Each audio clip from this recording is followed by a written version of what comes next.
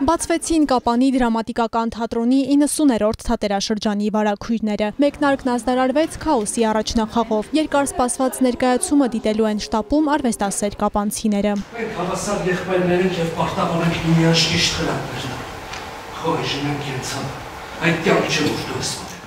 Լև Զդավթյանը 2 տարվա մասնագիտական դադարից հետո բեմ է բարձրանում, այն էլ գլխավոր դերում։ Ալիմյանի ավագ որդուն Սմբատին մարմնավորելը պատասխանատվության բեռն ավելի է մեծացնում, խոստովանում է դերասանը։ Ընտրված է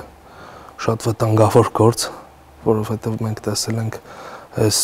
գործի էկրանավորումը եւ մարդկանց մոտ արդեն որոշակի ձևավորված կարծիք կա։ Ամեն մարդ երևի իր ձևով, իր չափով կհասկանա կքաղի, մենք ամեն դեպքում ամենը տալու ենք այսօր բեմում, ոչինչ չենք խնայելու։ Սմբատ մարդիչ, չի չեր մնում մորանալ։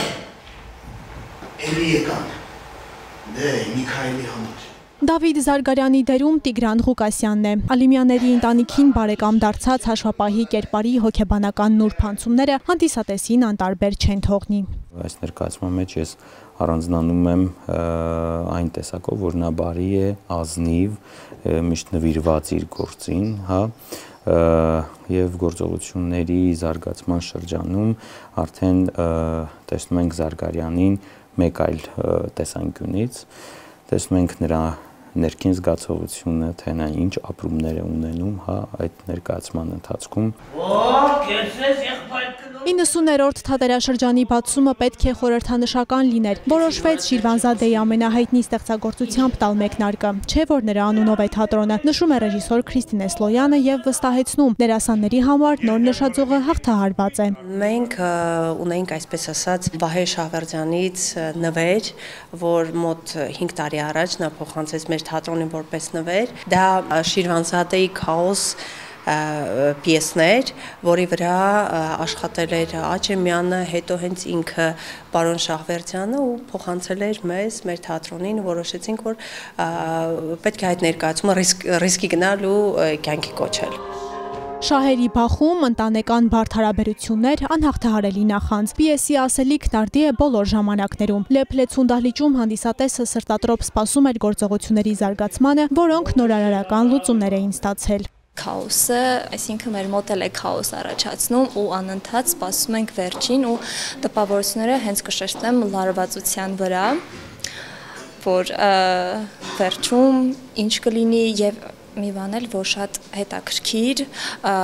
մոտիվներով է թատրոնը բեմադրված ներկայացումը,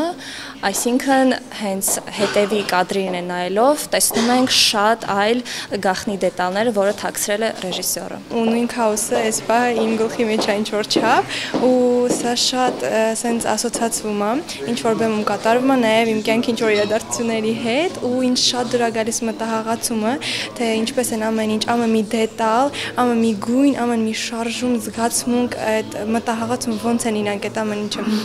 այդքան պարապելուս է ստացել, որ մեզ դա փոխանցվի սենց ճշգրիտ ու ինչ շատ դուր է գալիս ոնց են այս հետևի բեմը օգտագործելով ցույց տալիս ինչ-որ բաներ, որ քեզ տեղ է տալիս, դու վերլուծես ու մի քիչ մտածես ու հասկանաս ինչ սենց